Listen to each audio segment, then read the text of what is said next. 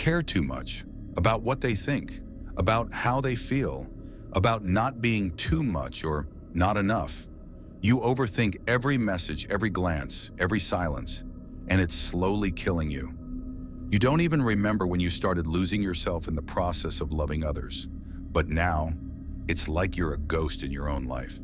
Friedrich Nietzsche once said, "To live is to suffer. To survive is to find some meaning in the suffering." But what if the suffering isn't yours?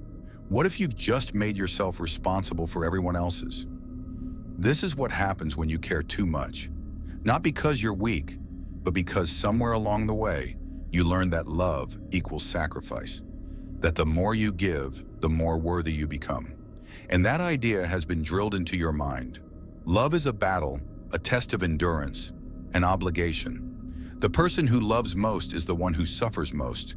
Nietzsche didn't believe in that kind of love.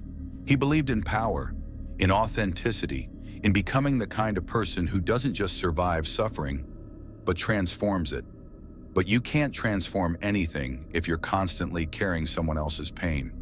You're not helping them. You're only losing yourself. It's a paradox. The more you give to others, the less of yourself you have to give.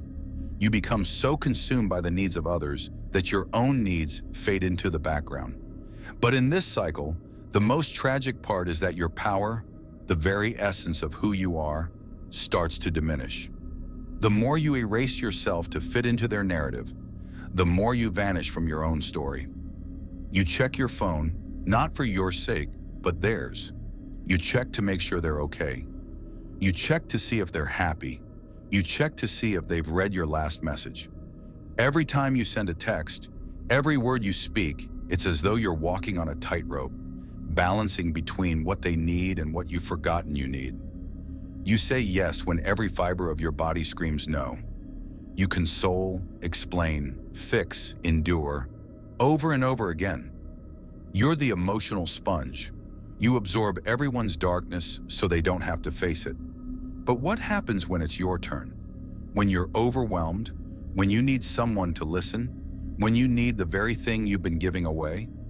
Silence. And there you are, still holding it all together, still trying to keep the world from falling apart. They call you strong, but you're exhausted. You've done nothing but heal them in your own time of need.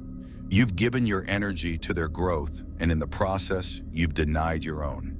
You've been so focused on their wounds that you've ignored your own healing. You're not healing them. You're hiding them from their own growth. And in doing so, you're sabotaging yours.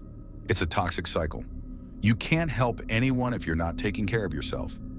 You can't give love if you don't have it to give. But this system, you've been conditioned to believe that your worth is tied to your sacrifice. The more you give, the more you prove your love. But this isn't love, it's self-erasure. This isn't empathy, it's self-erasure. You think you're kind, but really you're disappearing. Nietzsche called this the danger of slave morality. When your entire identity is built on pleasing others, you lose the will to power, the sacred drive to become who you truly are. This is where things start to unravel. It's not just that you're exhausted, it's that your soul is being drained. The drive to assert your will, to define yourself, to become the person you were meant to be, is slipping away. Instead of standing tall in your own power, you're bending, breaking, and bending even more to fit into the mold of what others expect you to be. This is not love. This is self-abandonment disguised as kindness. Nietzsche had a radical approach to love and power. In Thus Spoke Zarathustra, he writes, "You say I, and you are proud of that word. But greater is that in which you do not wish to believe, your body and its great reason." What does that mean? It means your care should not come from fear, or guilt, or obligation. It should come from alignment, from power, from choice. Real love doesn't weaken you. It strengthens both people involved. If your love is burning you out, that's not love. That's self-abandonment in disguise. True love, according to Nietzsche, comes not from the fear of being alone or from the need to please someone. It comes from a place of inner strength. When you love from a place of power, you're not giving yourself up. You're sharing your energy, your vitality, and your strength in a way that lifts both of you. When love starts to feel like sacrifice, it's time to ask, Is this really love? Or am I just making an unconscious transaction where I lose myself and they gain from it? You've been told that not caring is cruel. That detachment means coldness. But Nietzsche believed that true strength comes from indifference to what weakens you.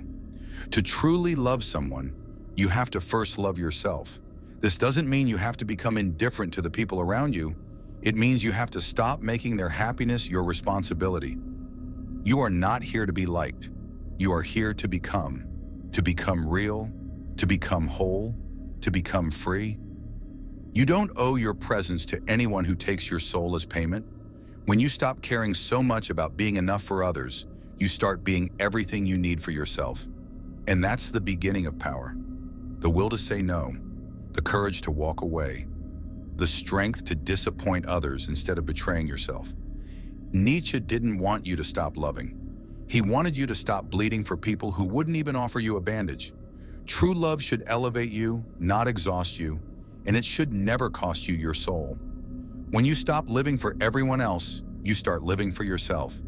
And that's the most radical thing you can do, to reclaim your power, to stop giving it away to others. There is nothing noble about suffering for love.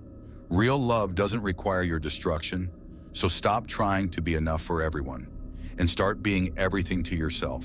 That is where freedom begins. When you stop sacrificing yourself for others' approval, you realize that you are always enough. The love you've been looking for has always been within you. And when you learn to live from that space, you finally discover what true power and freedom really are. I'll see you in the next one. Until then, stay awake, stay aware.